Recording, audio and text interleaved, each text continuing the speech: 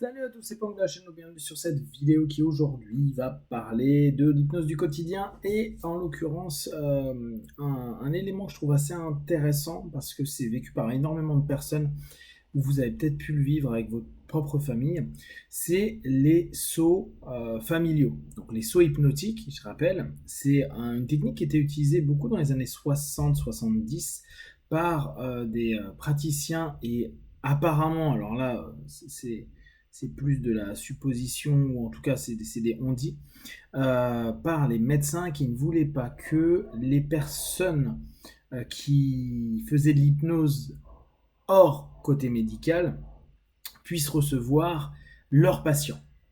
Bon, je ne sais pas si c'est vrai ou pas, mais on sait que clairement, il y a eu une période où l'hypnose a été reconnue par l'American Medical Association grâce à Erickson. Et à côté, Gilboyne, lui, se battait pour dire oui, les médecins font une hypnose, une forme d'hypnose. Nous, hors médical, on peut aussi proposer de l'accompagnement avec l'hypnose. Donc, vrai ou pas vrai, je ne sais pas. En tout cas, c'est créé à l'époque ce qu'on appelle des sauts. C'est-à-dire que les praticiens ancraient un état ou une suggestion, en tout cas, qui s'activait au moment où un autre praticien qu'eux-mêmes allait proposer une mise en transe et qui avait le processus dit inductif, c'est-à-dire faire rentrer le partenaire dans une transe pour rentrer dans une transe ouverte. Je vous rappelle ce que je vous ai expliqué sur une autre vidéo. La transe ouverte, c'est communication conscient-subconscient en diminuant le facteur de jugement, donc notre transe, mais ouvert à une suggestion externe, c'est-à-dire de l'hétérohypnose, c'est-à-dire provenant d'un praticien, un hypnotiste. D'accord ? Sinon, ça crée une transe, mais en auto-suggestion et donc coupé du monde extérieur, transfermé. À partir de ce moment-là, en gros, c'était on met la personne en transe et puis alors, moi je l'avais testé pas mal de fois sur différentes façons de faire. Certains, en fonction de ce qu'ils imaginent être l'hypnose, il y en a, ils rouvrent les yeux et disent ah bah j'y arrive pas. Et globalement, de ce que j'ai pu observer et comprendre, c'est que la personne n'arrive pas à se concentrer, à se focaliser sur ce qui va être proposé par le praticien. Donc à partir de là, on a une espèce de fermeture du partenaire au praticien, ce qui fait que dans l'hypnose, en tout cas moi dans cette hypnose que je partage, c'est de dire tout le temps, il y a un deal de 50-50, c'est-à-dire le praticien fait 50% du boulot, le partenaire fait 50% du boulot. Bah là, en gros, le partenaire, la suggestion peut-être inconsciente captée, c'est tu ne fais pas ton taf, donc tu te coupes d'eux, et donc bah il n'y a plus de boulot possible, étant donné qu'il y a un mismatch à ce moment-là. Voilà. Donc ce saut s'active automatiquement dans une condition. Et dans le quotidien, pour moi, il y a des sauts. Il y a des sauts familiaux qui sont assez compliqués à gérer, notamment dans les familles où on voit le père ou la mère qui a beaucoup d'influence sur les enfants. Et ce qui se passe souvent, c'est quand l'enfant est adulte, vingtaine, trentaine, quarantaine d'années, et que l'enfant n'arrive pas à sortir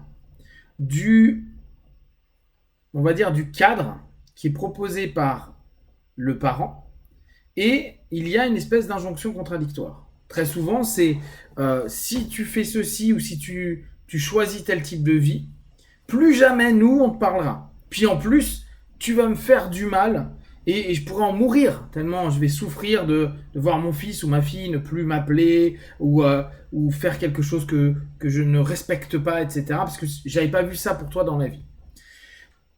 Donc, à ce moment-là, ça s'est fait au fur et à mesure des années, de l'éducation. Donc, il y a une notion culpabilisante pour l'enfant qui est devenu homme ou femme adulte.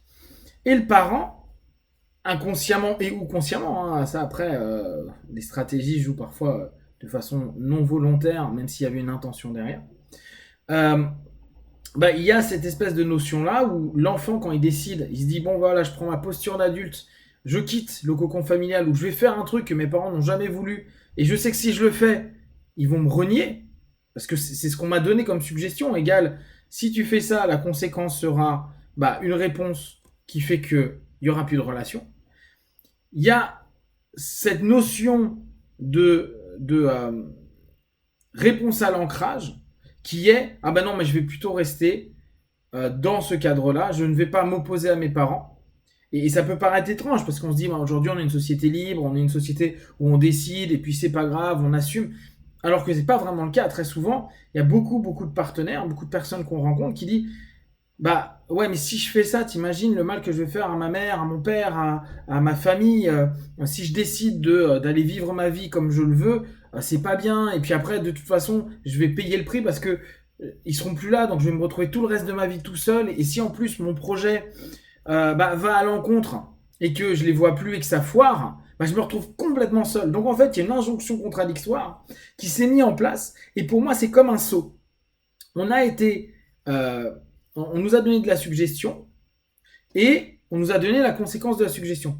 Tu ne peux pas sortir de ce saut, de cette suggestion et de cet ancrage, sinon va y avoir un bug. Et c'est un petit peu le bug qu'on a dans le saut, c'est-à-dire la personne n'arrive pas à se focaliser sur autre chose, parce que si elle se focalise sur autre chose, va y avoir un malaise, un mal-être intérieur, et donc va y avoir un évitement de ce mal-être et de ce malaise, et va retourner dans le pattern connu. Et n'oubliez pas, vu que le cerveau et la transe, les patterns de base, les modèles automatisés, sont prioritaires sur les autres. Pourquoi? Parce que ça nous permet d'utiliser le moins d'énergie possible.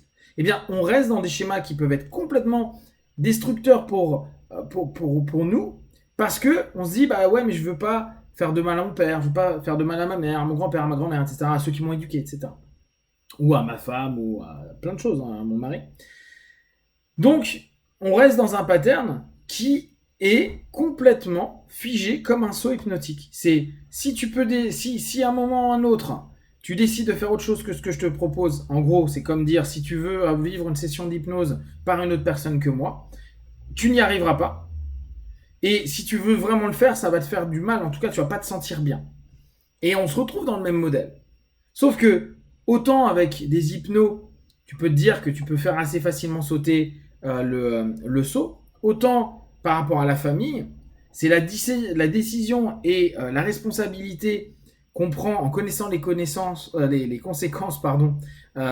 qui vont impacter à un moment ou à un autre notre vie. Et dès lors, la réponse est de dire, ouais, mais à ce moment-là, sors de la posture d'enfant, parce que très souvent, le saut s'est posé enfant, et quand on retourne avec nos parents, observez comment vous parlez avec, comment se passent les relations, on se remet très souvent dans les postures de base. Le parent est en posture parent, l'enfant, même adulte, devient enfant, et cette relation est toujours dans ce rapport-là. Et l'idée, pour sortir de ce saut, c'est de pouvoir retourner à un état initial adulte, c'est-à-dire à ce moment-là responsable et apte à subir les conséquences d'eux, et donc à décider sciemment de se dire, ok, je suis prioritaire dans ma vie par rapport à mes parents, c'est-à-dire on est vraiment dans les notions freudiennes de je vais tuer le parent pour pouvoir moi m'exorciser de toutes ces suggestions et assumer les choses.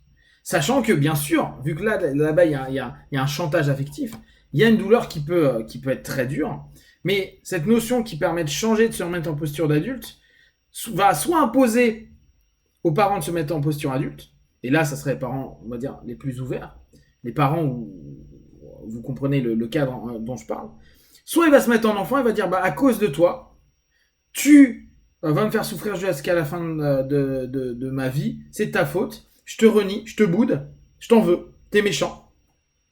Et nous, soit ça nous ramène en enfant et dans ce cas-là, ils reprennent leur posture de parents, pardon. Soit, dans ce cas-là, on accepte ça et donc on coupe le lien.